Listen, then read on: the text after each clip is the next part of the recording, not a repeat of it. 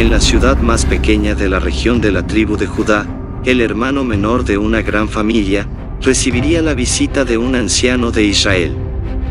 Si tan solo la noticia de que sería ungido como rey de Israel no fuese ya impactante, las mismísimas proezas que realizaría luego, enfrentando gigantes, ganando batallas, y creando el único imperio que Israel tuvo en toda su historia, serían aún de una epicidad mayor y única en la historia de la humanidad. Hoy veremos la historia del rey David y su imperio.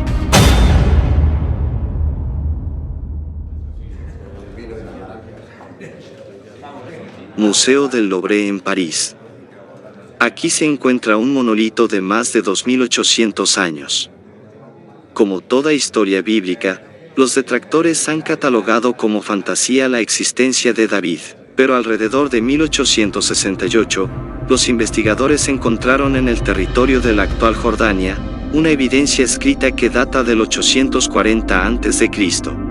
En el monolito, que pasó a ser conocido como piedra de basalto, posee inscripciones en lengua moabita. Solo recientemente los investigadores verificaron, con un grado considerable de claridad, que contiene registros sobre el rey David. En la piedra, hay un largo relato del rey Mesa de Moab, yendo a la guerra con Israel. Los hechos descritos corresponden a una narración similar contenida en la Biblia, en el libro de Segunda de Reyes, capítulo 3. Según los investigadores, el texto contiene alusiones al Dios de Israel, así como a la casa de David y también al altar de David.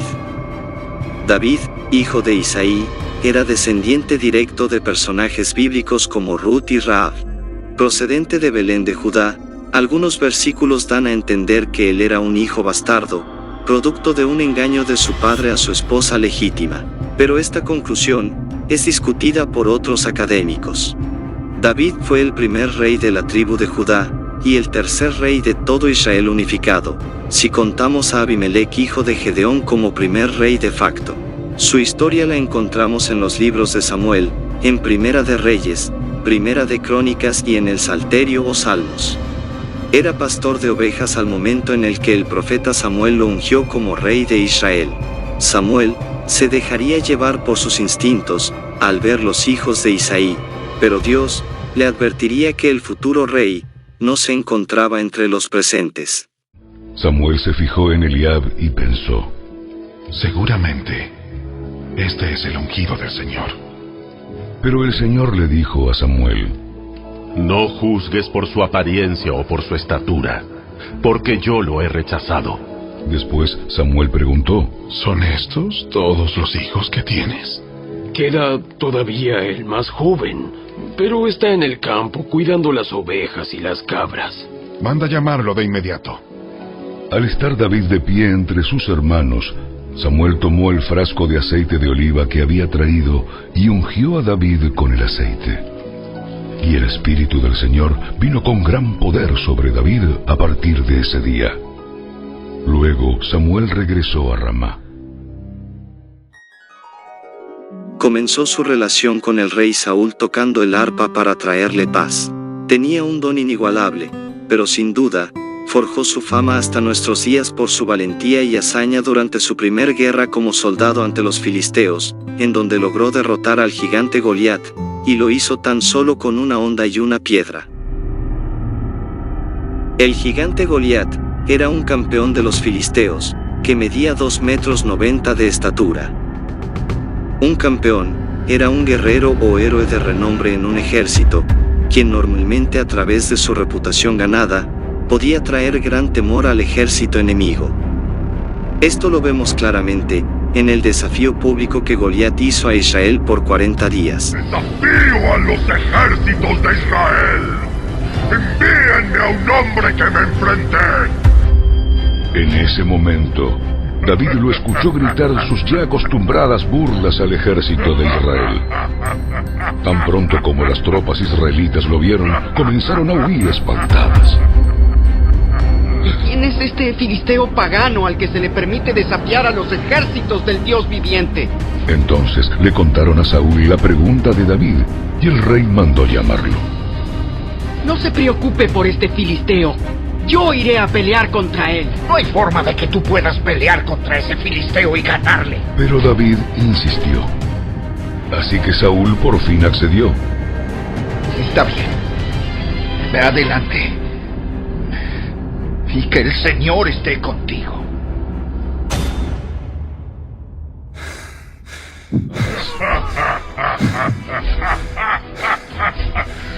Ven aquí y les daré tu carne a las aves y a los animales salvajes. Tú vienes contra mí con espada, lanza y jabalina. Pero yo vengo contra ti en nombre del Señor de los ejércitos celestiales. Hoy el Señor te conquistará y yo te mataré y te cortaré la cabeza. Y todo el mundo sabrá que hay un Dios en Israel.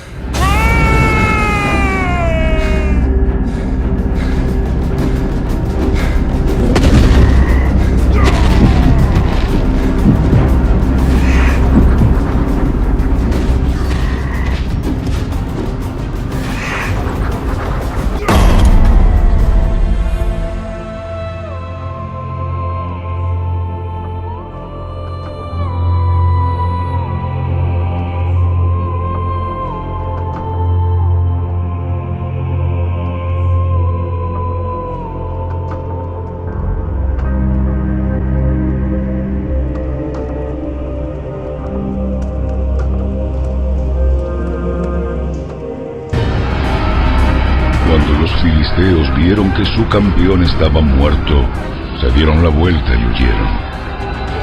Así que los hombres de Israel y Judá dieron un gran grito de triunfo y corrieron tras los filisteos, persiguiéndolos tan lejos como Gat y hasta las puertas de Ecrón.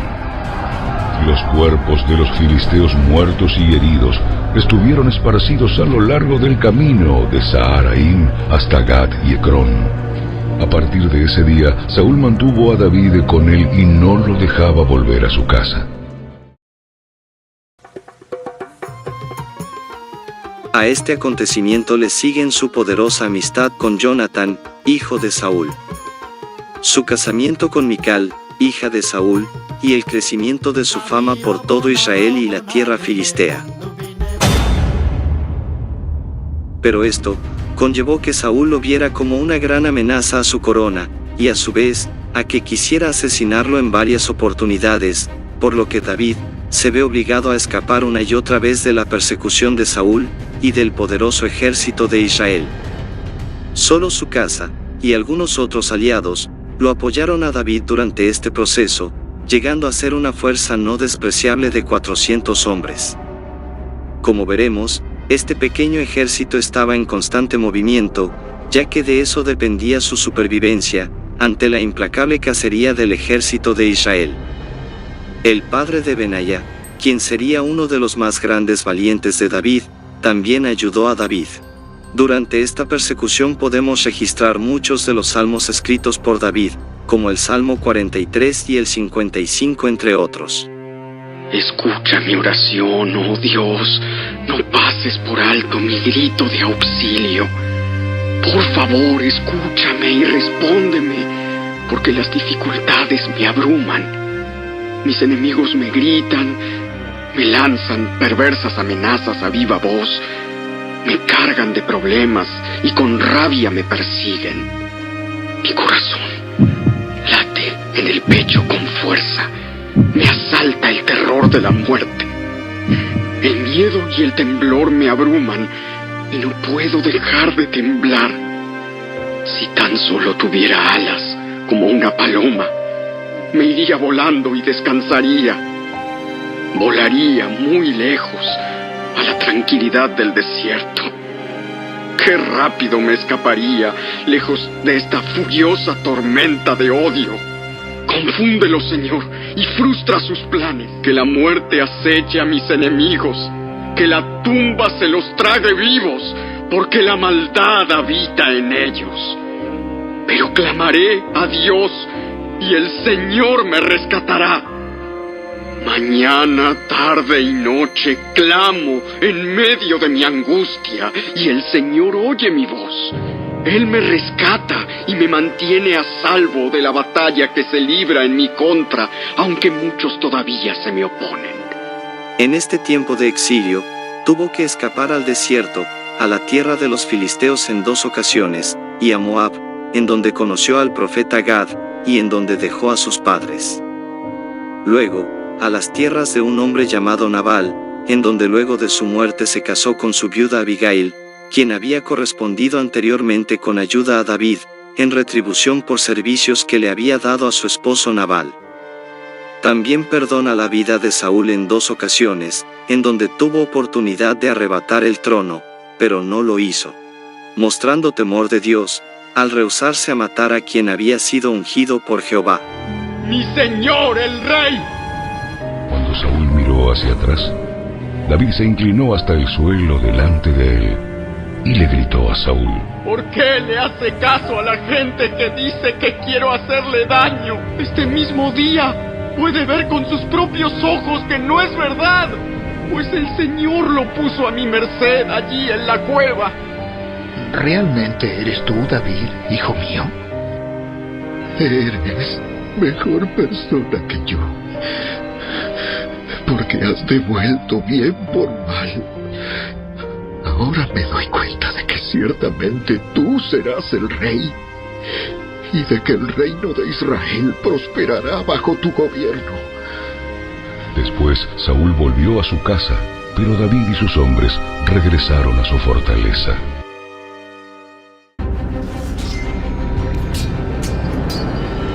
En lo militar, con su pequeño ejército de 400 hombres, combatió y venció a ejércitos de filisteos, amalecitas, jesuritas y jesritas.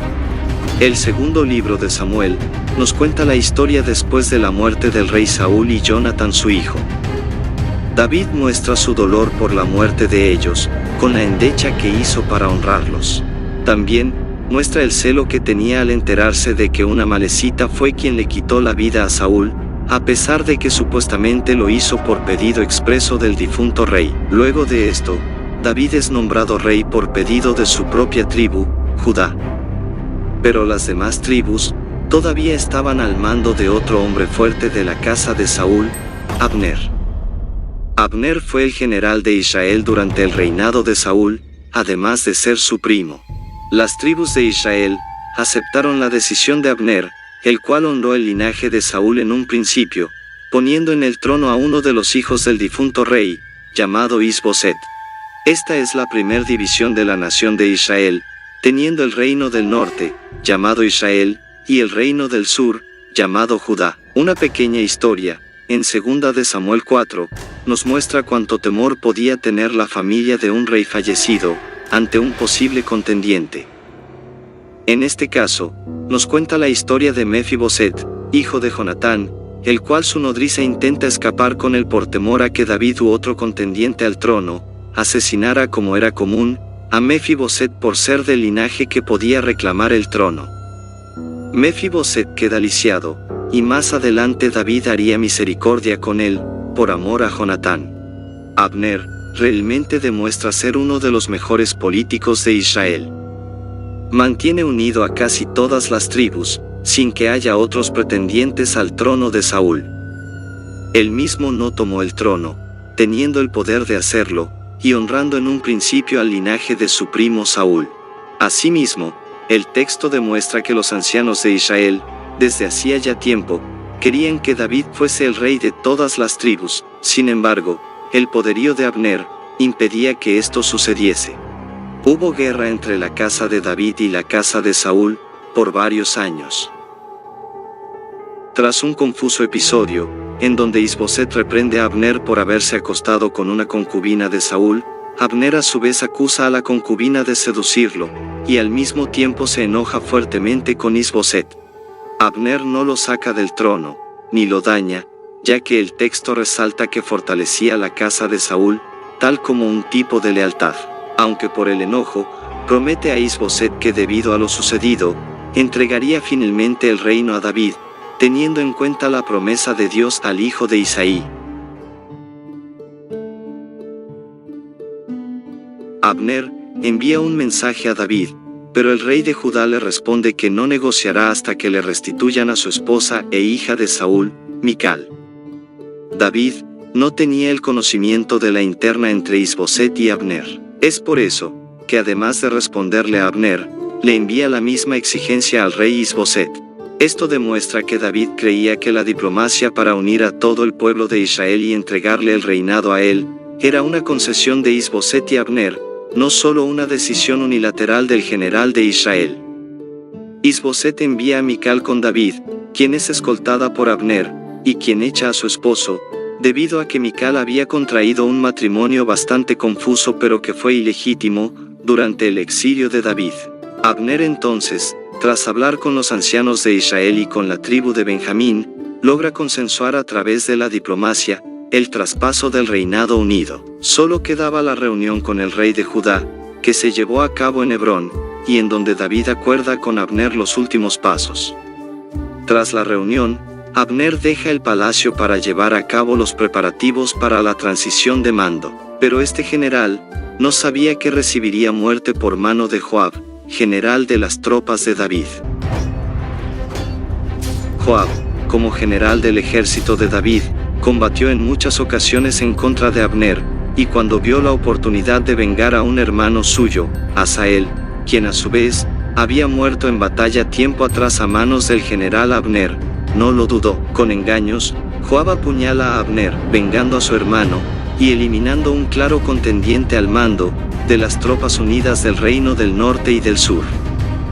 Al enterarse David, maldice a Joab, enterrando con honores a Abner, ayunando, e incluso le dedica una pequeña endecha declarando luto en el pueblo. Tal acontecimiento, naturalmente anuló todo el trabajo hecho por Abner para la unión de las 12 tribus. David, de seguro creía eso mismo. Con la muerte de Abner, el último hombre fuerte del mando del reinado de Saúl, Isboset temió en gran manera. Esto pudo haber sido percibido por 2 capitanes suyos, quienes conspiraron contra él, y lo asesinaron mientras dormía. Creyendo que serían recompensados por el asesinato, fueron con la cabeza a darle la noticia a David. Pero el enojo de David fue aún peor que con el amalecita que tiempo atrás mató a Saúl, y luego le trajo las noticias a David. Al igual que aquella vez, David ordena la ejecución inmediata de estos capitanes infieles. Al morir el hijo de Saúl, las 10 tribus del norte vinieron a David a pedirle que reinara sobre todo Israel. David, eres el elegido de Dios. Debes ser el rey. Con 30 años, David es coronado sobre toda la nación unida. Su gobierno tuvo las conquistas más importantes de la historia de Israel, dando lugar al imperio davídico salomónico. Primero conquistó la fortaleza de Jerusalén, que estaba en manos de los jebuseos, luego derrotó a los filisteos y los sometió. A los moabitas subyugó, y les impuso el pago de tributo. Derrotó a Hadadezer, rey de Soba, desmantelando su ejército y tomándolo para que sirvan al ejército de Israel. Desde ese momento, 1,700 hombres a caballo, 20,000 hombres a pie, del ejército de Soba, estarían luchando bajo el mando de David. Subyugó también a los sirios, e hizo lo mismo con Edom. En este contexto, David pone como capitán de su escolta personal, a Benaya, quien también fue uno de los más poderosos valientes de David. Benaya era capitán de los cereteos y peleteos. No está del todo claro quiénes eran estos 2 grupos, pero los estudiosos deducen que eran mercenarios filisteos de la isla de Creta. Puede que David, durante el tiempo que escapó de Saúl, y vivió en las tierras filisteas, haya hecho algún tipo de amistad con estos mercenarios, a lo cuales les confiaba su seguridad y la de toda su familia. Por primera vez, Israel era la potencia más importante de la región, solo comparable con Egipto. Pero una alianza entre 2 naciones buscaría derrotar a Israel.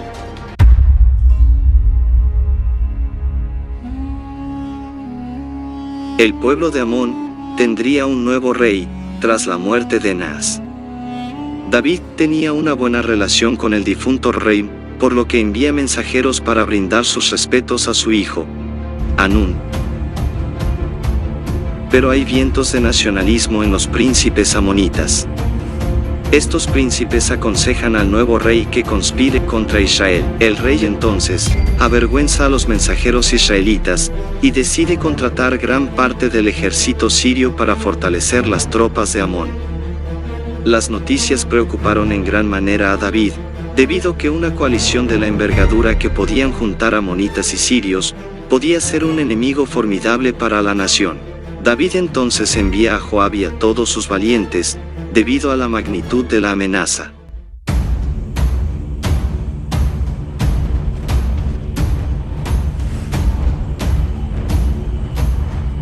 La defensa de la ciudad estaba dispuesta de 3 grupos. La alianza de amonitas y sirios se formaron en 2 ejércitos delante de las murallas de Amón. Joab entonces decide que la mejor forma de enfrentarlos es también dividir el ejército en 2, y que su hermano Abisai dirigiera el ataque contra los amonitas, mientras que él se encargaría de los sirios. Serían derrotados, y mientras que los amonitas se refugiaron en la fortaleza de la ciudad, los sirios huyeron a su nación para reagruparse. Hadad-ezer, rey de Siria entonces, decide juntar a toda su fuerza e invadir Israel. Ante tal amenaza, y con otro frente de guerra contra los amonitas, David en persona capitanea a toda la fuerza de las 12 tribus, para enfrentar la amenaza de los ejércitos sirios.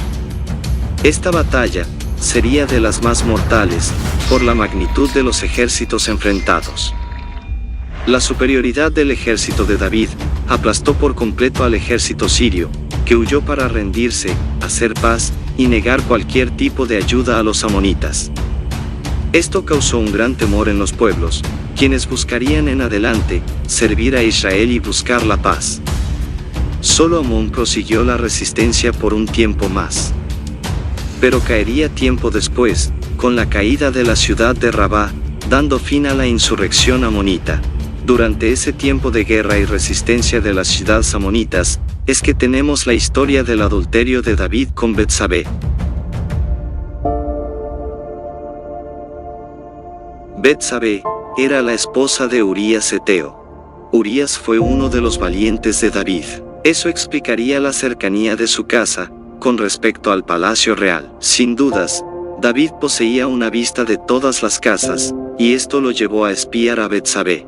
David se dejó llevar por sus pasiones, y envió por la esposa de Urías, con quien adulteró, hasta que ella quedó embarazada. David buscó esconder su pecado, trayendo de la guerra a Urías, con la esperanza de que se acostara con Betsabé, y de esa manera, su pecado no sería descubierto. Pero Urías era un guerrero que hacía de la camaradería algo que ni David pudo prever. Urías de ninguna manera disfrutaría de su casa, y dormiría con su esposa, mientras sus camaradas en el campo de batalla estuviesen luchando por la nación.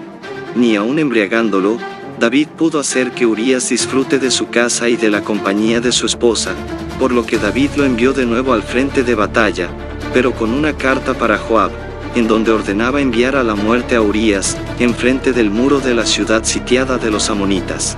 Al morir Urías, y luego del duelo de Betsabé, David la trajo al palacio, haciéndola su esposa. Cuando nació el niño, el juicio de Dios vino por boca del profeta Natán. El hombre rico tiene muchas ovejas, mucho ganado.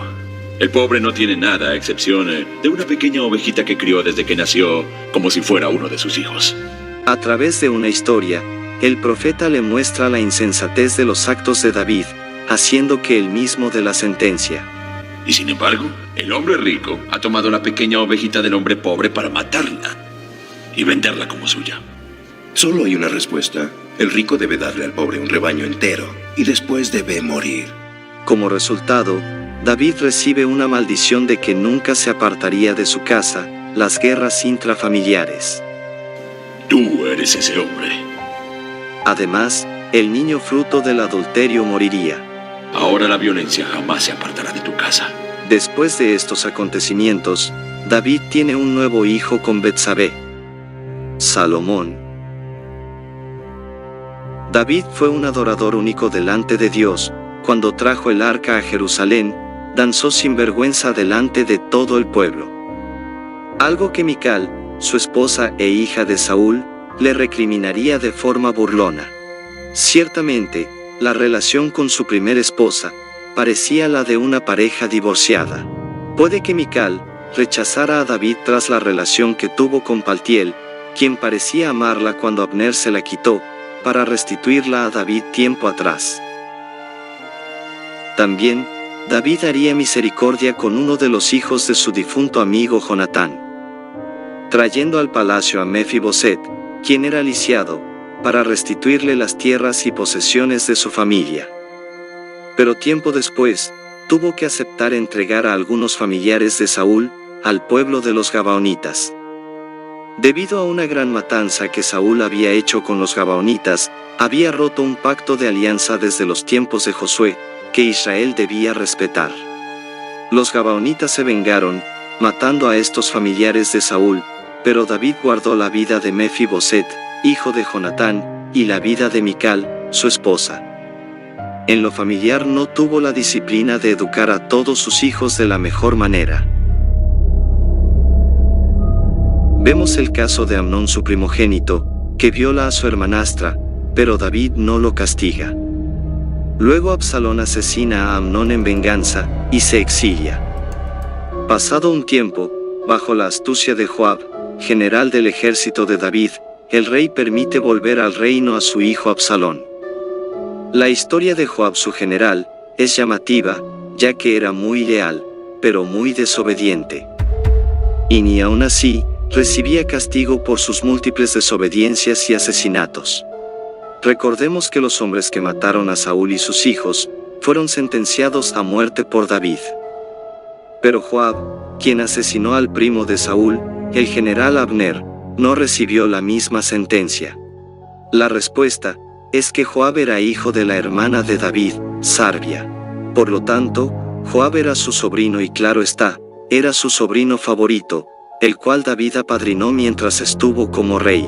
Joab entonces logra que su primo Absalón regrese del exilio, pero esto traería el mayor peligro que tendría que enfrentar el reinado de David. Absalón comenzó a hacer política con el pueblo. Con un séquito de 50 hombres, Absalón comenzó a hacer populismo con todo israelita, besando incluso las manos de las personas, para impresionar al pueblo.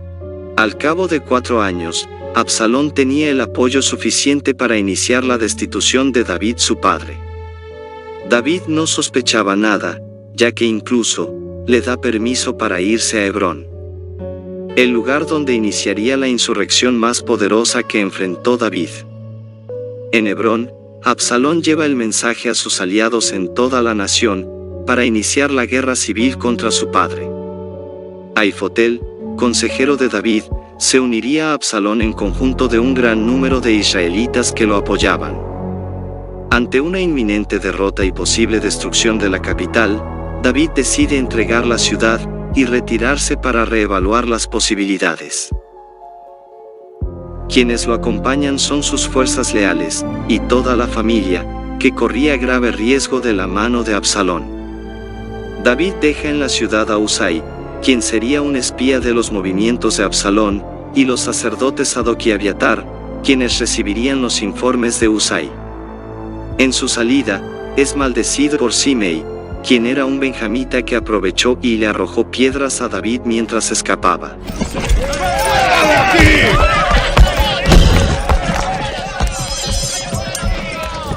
Soy Simei, el benjamita, sobrino de Abner y Jonatán. Y nosotros los maldecimos a ambos, a David y a Absalón. Tienes la sangre de Saúl en tus manos.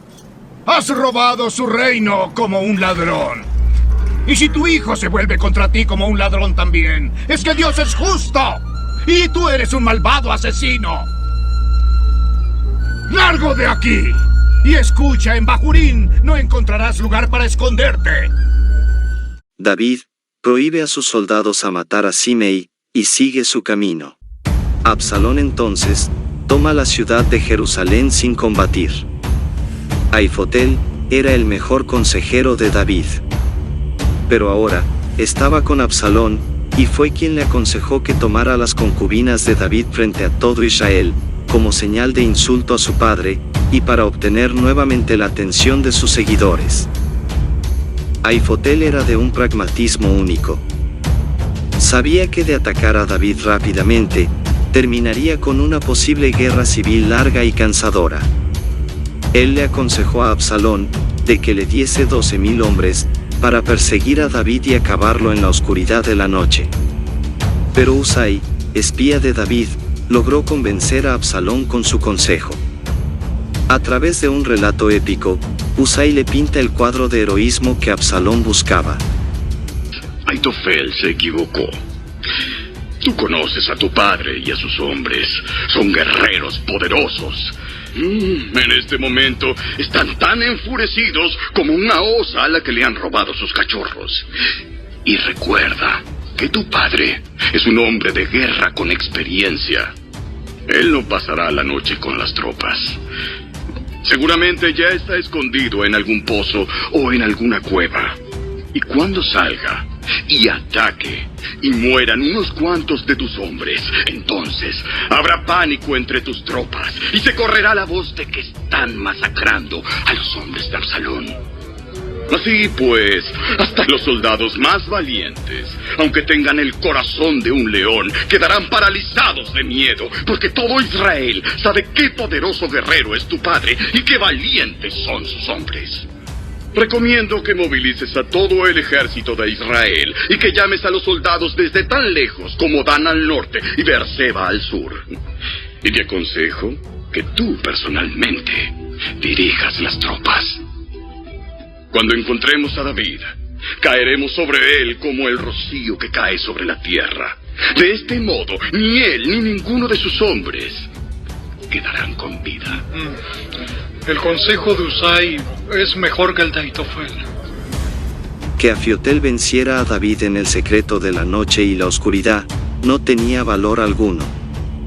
Pero en su cosmovisión, imaginándose en el consejo de Husai, teniendo a todos los ejércitos de las 12 tribus, siendo comandadas por él mismo, a la vista de todo el pueblo, y venciendo a David delante de todos, es lo que busca el perfil de Absalón. Este simple cambio le da el tiempo a David a cruzar el Jordán, lo cual sería como una barrera natural que retardaría aún más al ejército de Absalón, y daría lugar a David a rearmarse y a reprovisionar sus tropas. Aifotel, al ver lo sucedido, termina con su vida ahorcándose.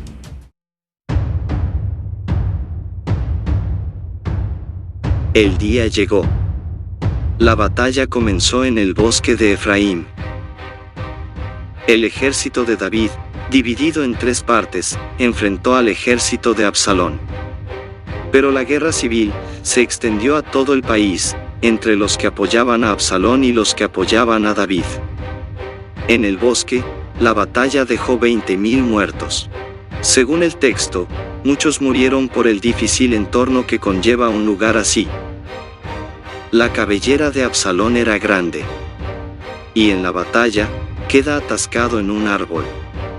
Siendo divisado por un soldado que le da aviso a Joab, el general no duda y asesina a su primo Absalón, desobedeciendo nuevamente a David, quien había ordenado que no lo maten.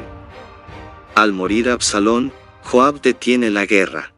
David entonces recupera el trono, pero se lamenta en gran manera por la muerte de Absalón. Pero no era el final de la guerra. David emprendió el regreso. El derramamiento de sangre debía parar. Y para eso, David debía ejercer la diplomacia con otro de sus sobrinos, Amasa. Amasa era hijo de Abigail, hermana de David. Él apoyó a Absalón en su insurrección, por lo que su primo lo puso como general del ejército de Israel. Tras la muerte de Absalón, el ejército de Absalón regresó, siendo aún Amasa el general. Amasa tenía el poder de tomar el reino con la fuerza del ejército de Israel. Por eso es que David, a través de la diplomacia, le ofrece a su sobrino Amasa paz, nombrándolo como general de todos los ejércitos. Amasa acepta esas condiciones mientras David está en camino a Jerusalén. Teniendo ya el apoyo de Amasa, en su regreso, Simei el benjamita se retracta de sus maldiciones y David lo perdona. También se le presenta Mefiboset, hijo de Jonatán, quien David había hecho misericordia. Pero la disputa que tuvo con su siervo, Siba, con acusaciones cruzadas en el contexto de la huida de David, hace que el rey divida las posesiones entre ellos dos. Mefiboset reclama que su siervo, Siba, lo engañó y calumnió contra él cuando se presentó a David en su huida de Jerusalén, diciendo que Mefiboset estaba feliz de la caída de su reinado. Ya en el campamento del ejército de Israel, con quienes había batallado en el bosque de Efraín, surge una sublevación más. Seba era un hombre benjamita de mucha importancia política. Con su discurso, logró convencer a 11 de las 12 tribus en el campamento, de acompañarlo a él y de abandonar a David.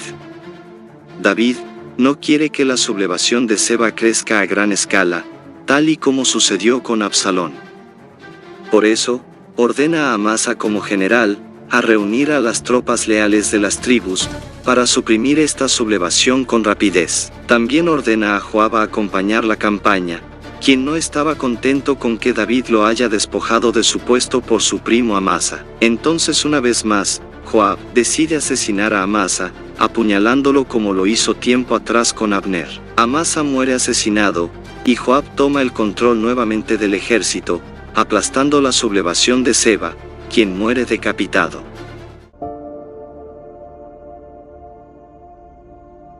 David era un hombre con imperfecciones y pecados, pero a diferencia de Saúl, su predecesor, él se arrepentía aceptando la paga por dichos pecados, como vemos en el caso del adulterio con Betsabé. También vemos en Primera de Crónicas 13, cuando David trae el arca del pacto, no teniendo en cuenta los mandamientos que Dios había dejado en lo que a eso respecta, lo que ocasionó la muerte de Usa. También fue igual de terrible el juicio por el censo que David hizo, aparentemente no confiando en Dios y poniendo su confianza en los números. Jehová hizo un pacto con David, en donde le hace una promesa considerada entre las profecías mesiánicas. También le declara que su hijo Salomón iba a construir el templo que de antemano David planeó. David dejó todo organizado para la construcción del templo. Los planos, los materiales, el culto y hasta los salmos que luego se cantaron, siendo el más conocido el Salmo 23. Lo que sí puso en marcha en su reinado, fue la designación y la organización del culto, en turnos y por familias. Logró organizar que haya 24 horas de alabanzas con cantos e instrumentos musicales delante del Arca del Pacto, en el tabernáculo de David. Lo que muy pocos saben, es que además David diseñó e inventó distintos instrumentos de música. Para el momento de la vejez de David, el hijo mayor, Adonías, intentó arrebatar el reino con el apoyo de dos referentes del reinado de David: el general Joab y del sacerdote Abiatar. Su plan hubiese sido posible, de no ser que el profeta Natán advirtió junto a Betsabé a David, quien inmediatamente ordenó a Benaía, el jefe de su guardia, que con una guarnición escoltara a Salomón, con los peleteos y los eleteos. Ellos cuidarían al profeta Natán y con el sacerdote Sadoc, para que oficialmente, en nombre del rey, proclamaran en público a Salomón como verdadero heredero. Al enterarse Adonías, tuvo temor y decidió agarrarse de los cuernos del altar. De esa manera, él se aseguraba que no lo asesinasen por traición, debido a la prohibición de la ley mosaica, de derramar sangre humana en el altar de sacrificios. Salomón entonces, le garantiza que no morirá si lo reconoce como rey, pero advirtiéndole que la sentencia a muerte sería una posibilidad, si lo encontraba en alguna nueva conspiración en el futuro. Salomón reinó con David como regente, lo cual pudo ayudarlo a aprender de los años de sabiduría de su padre. El consejo final de David, lo vemos en el capítulo 2 del libro de Primera de Reyes. Me falta poco para morir. Sé valiente y compórtate como hombre. Obedece todos los mandamientos de nuestro Dios y todas las leyes que nos dio por medio de Moisés. Si haces esto, te va a ir bien en todo lo que hagas y en cualquier lugar a donde vayas. Dios prometió que el trono de Israel será siempre ocupado por mis descendientes, si ellos se portan bien y le son completamente fieles. Así que pórtate bien, para que Dios cumpla su promesa. Además, como tú sabes, el general Joab mató a Abner hijo de Ner, y a Amasa hijo de Jeter. Estos dos eran generales del ejército de Israel, pero Joab los asesinó en tiempos de paz, para vengar las muertes que hubo durante la guerra. Luego me hizo responsable de ese doble crimen, pero él es el culpable. Así que la decisión es tuya, aunque yo te aconsejaría que no lo dejes con vida mucho tiempo.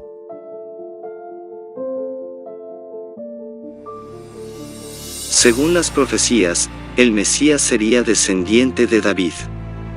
Y esto se cumplió, con el nacimiento de Jesús, que nació nada más y nada menos que en Belén, en el mismo lugar de la natividad de David. Por último, la Biblia nos dice que David en el futuro va a gobernar el pueblo de Israel en el reino eterno de Jesús en la tierra. Luego de la muerte de David no hubo otro rey mayor en Israel. David representa heroísmo, valentía y amor por Dios. Pero también nos demuestra que somos imperfectos como personas, y que necesitamos el llamado del Señor cuando debemos arrepentirnos. Y sobre todo, reconocer el plan de Dios para la descendencia de David y un reino eterno, llamando al Mesías, Hijo de David.